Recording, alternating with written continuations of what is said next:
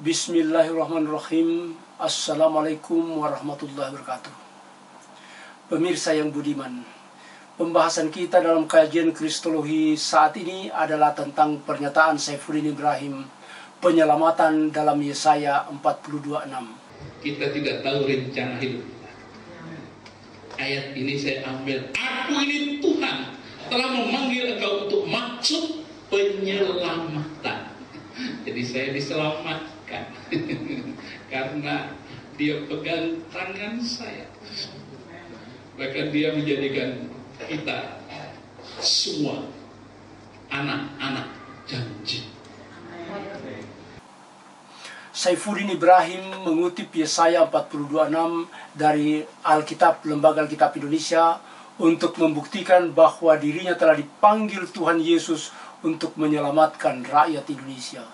Wah, aku ini Tuhan telah memanggil engkau untuk maksud penyelamatan. Sambil membaca ayat ini, Saifuddin Ibrahim berkomentar dengan bangga sambil tertawa. Jadi saya diselamatkan. Jadi saya diselamatkan. Pemirsa, saksikan bagaimana Saifuddin Ibrahim ini bermimpi di siang bolong. Ini ciri khas kesesatan penyembah berhala agama misteri seperti yang dia perlihatkan. Pemirsa, ada 3 salah kaprah yang menyebabkan Saifuddin Ibrahim terjerumus dalam lembah kesesatan ini.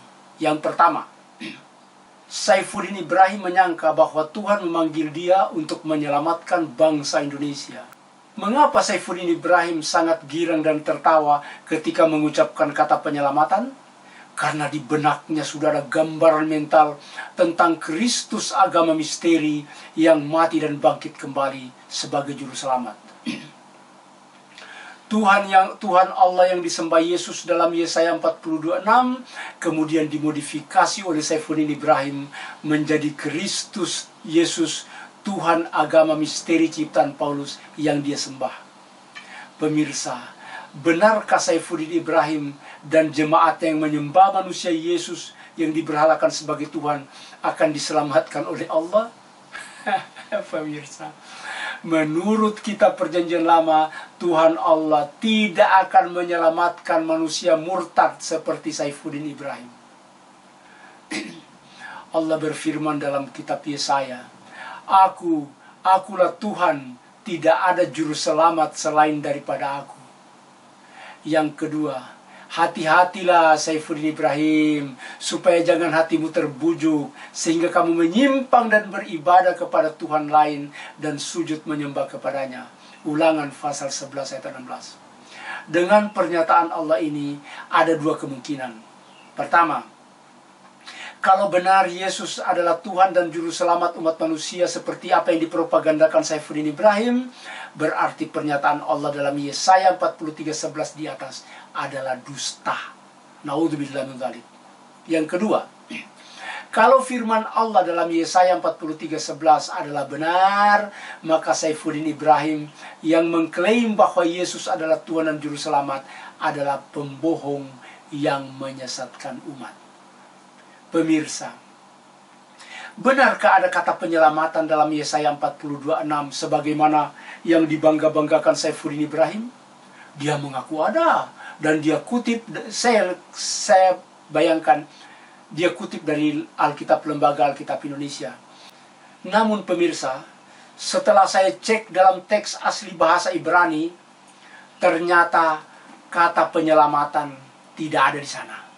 Demikian pula dalam Alkitab bahasa Inggris, Revised Standard Version, yang merujuk pada naskah Alkitab tertua, dan King James Version, tidak ada kata penyelamatan. Jadi Lembaga Alkitab Indonesia telah melencengkan terjemahan teks bahasa Ibrani. Pemirsa, dari Interlinear Bible Hebrew Greek English ini yang terbit 1985, di halaman 565 Yesaya 42 tertulis, Jehovah have called you in righteousness. Tuhan telah memanggil engkau dalam kebenaran.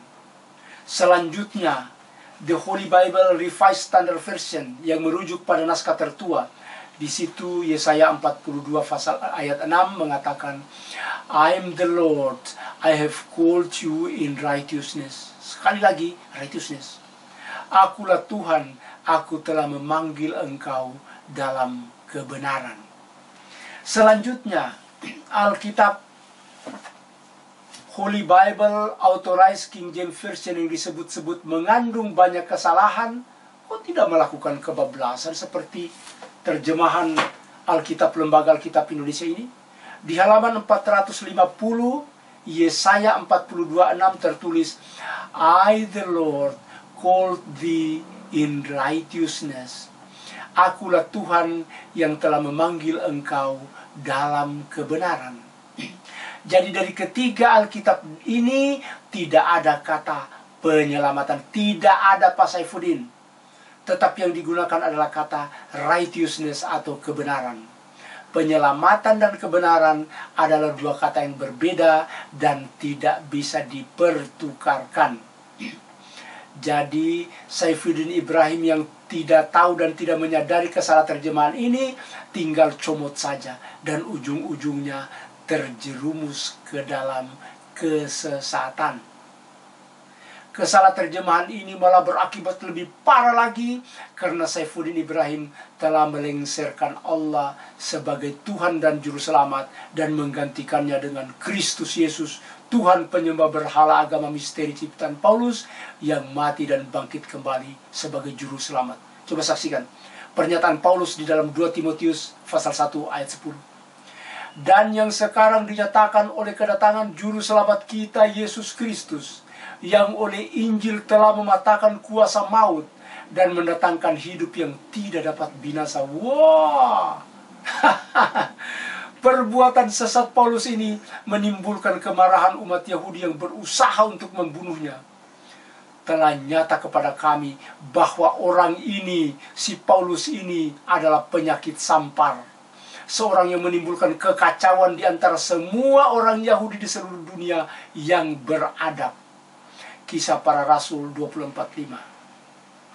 Kasihan Saifuddin Ibrahim yang disesatkan oleh terjemahan yang salah dari Lembaga Alkitab Indonesia. Dia melepaskan akidahnya yang lurus untuk memeluk keimanan penyembah berhala agama misteri ciptaan Paulus hanya gara-gara ilmu dan pemahamannya yang dangkal tentang sejarah Kristen. Itu yang terjadi. Sekian pemirsa, kita akan melanjutkan lagi dalam pembahasan selanjutnya tentang pernyataan Saifuddin Ibrahim, Tuhan dalam Yesaya 42:6. Sekian, Assalamualaikum warahmatullahi wabarakatuh.